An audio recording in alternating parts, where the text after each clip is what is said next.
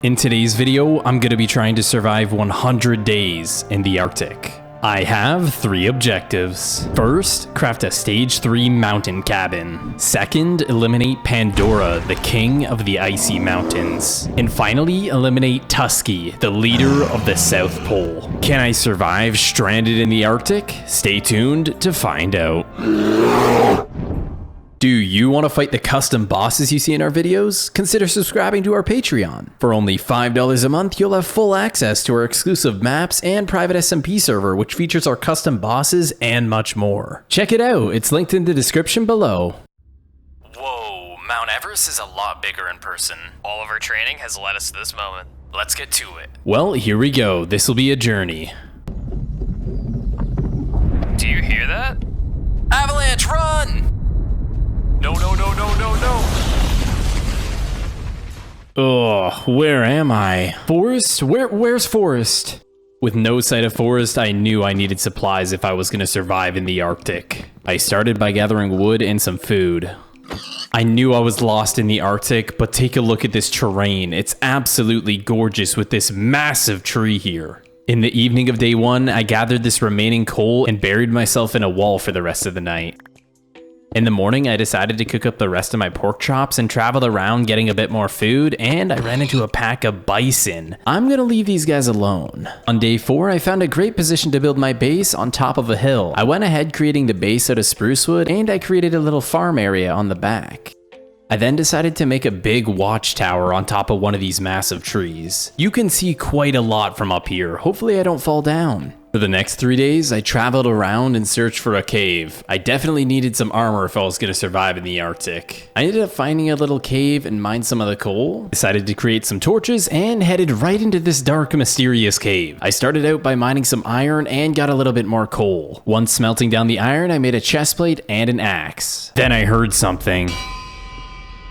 What the heck was that? I traveled down the cave to see what that noise was, and there was a light, what looked to be a campfire. As soon as I approached, it looked like there was an escape route leading all the way up the staircase. I ended up going to the top and found torches that led all the way over to the ocean. Whoever this was, they must have had a boat to get away. Traveling back down into the cave, I found a chest with iron, a shield, and some cooked pork chops. I disassembled what he had left of his base, and I created some iron leggings, boots, and a helmet. I then took the next 2 days to travel back to my base, and when I arrived, I opened the door, finding a sign with some weird symbols on it. What the heck does that even mean? I then climbed to the top of my lookout tower to try and find whoever was here. After looking around, I didn't see anyone. I spent the next couple days traveling around looking for some more life. On day 14, I found myself walking by these massive ice mountains, and close by I found an igloo, and suddenly I got jumped by some sort of Eskimo. I tried to juke him by turning around, and when he hit me, it did 4 hearts of damage. This was not a fight I wanted to be a part of. Spent the remainder of day 14 running away, and I found this big rock structure and found a good spot to hide as I watched the Eskimo running by, praying he doesn't find me. Couple more days go by, and in the distance, I see a massive structure what looks to be on a big mountain.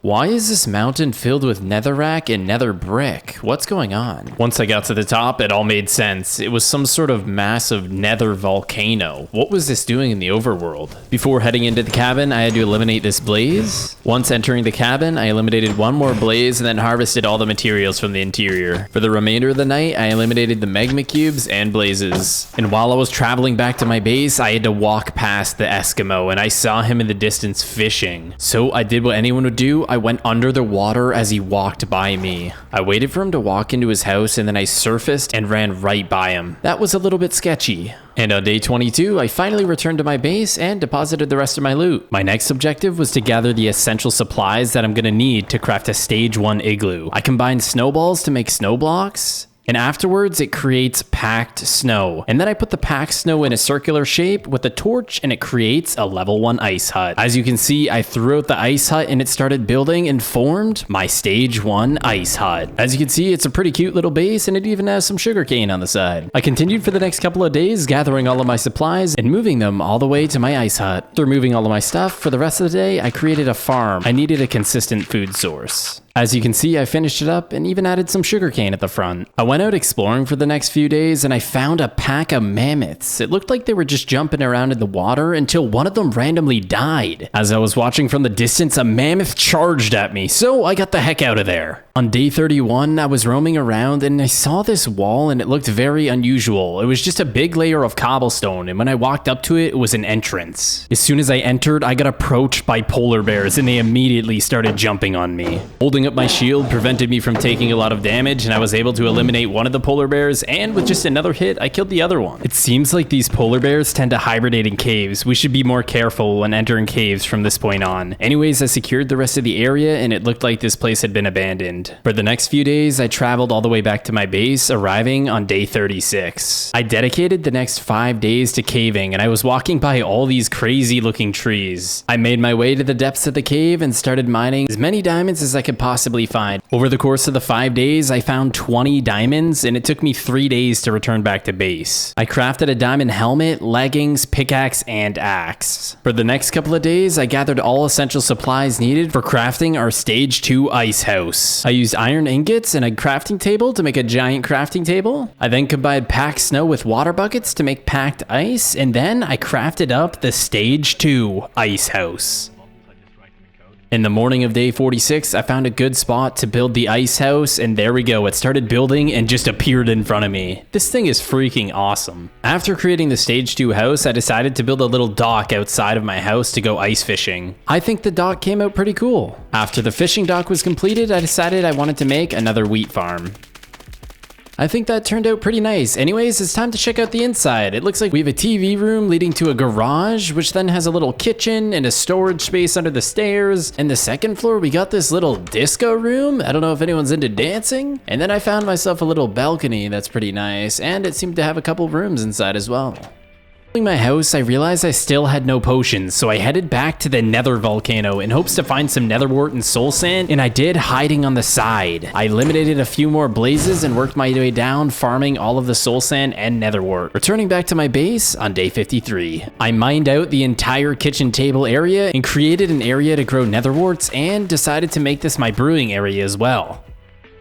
A little armory in the garage, and in the disco room, I turned it into enchantment room. I left my base exploring for another mine for 4 days, and while I was exploring for another mine, I found a big group of deer. They looked pretty sweet. They had blue horns. Anyways, I went back down into the mines and found the remaining diamonds I needed to craft my diamond chestplate and boots. While I was returning home, I found this place and it said Pandora on the top of my screen. And when I walked over the cave, I found a massive polar bear. After drinking my strength and speed, I charged directly in, straight for the Pandora. He hits me once and my whole screen goes red and launches me in the air. This was gonna be a challenging fight. I charged back in and he smashed the ground again, causing me to use another health pot. After healing, I went back in and looked at my health and I was back down to half HP. This thing does insane damage. I charged back in for the final time against the Pandora. He smashes the ground and I get the last hit, eliminating the Pandora. It dropped polar bear fur, which I'm gonna use to make polar bear armor. 3 days of traveling later, I arrived back at my base. I started by combining my diamond armor with the polar bear fur, creating polar bear armor.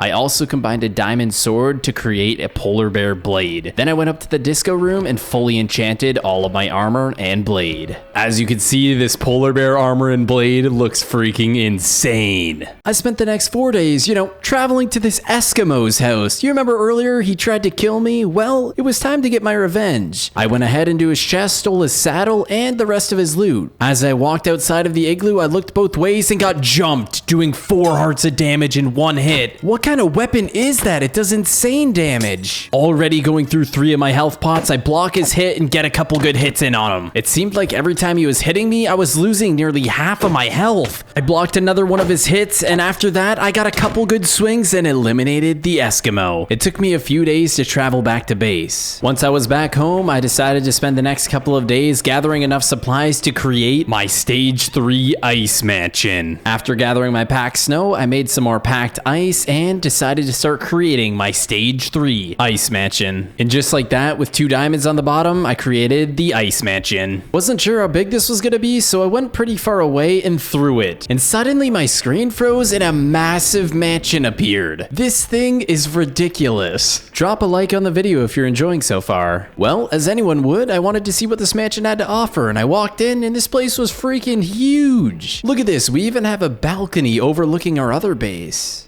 Also went ahead and created another wheat farm here and moved my netherwort farm onto the balcony. I have a little chest area here for all my loot and created another wheat farm. For the next few days, I put torches all around the mansion and created new potions. 6 days of traveling through the Arctic, and I finally found a sign of life, a massive lighthouse. When I got closer, text on my screen came up that said Tusky. I had no idea what that meant. As I got closer to the White House, I realized it was a massive walrus boss, and after drinking my potions, it started spitting slimes at me. I also just realized that there's a penguin on top of the walrus's head. I charged directly at Tusky and it launched out even more slimes, and then I managed to get a couple hits on him and he knocked me way back. Not only did this boss do a lot of damage, but it kept launching slimes at me and slowing me in the corners. I saw an opportunity and I took it. I got 5 big damage hits on him. As I was blocking my shield, it knocked me back in the wall, knocking me all the way down to half HP. I tried splashing a potion, but it missed. And he knocked me against the wall again, and I got stuck in the corner while being surrounded by slimes. I managed to wiggle my way out of the room with 1 health potion left. I ate food to regenerate and ran back in.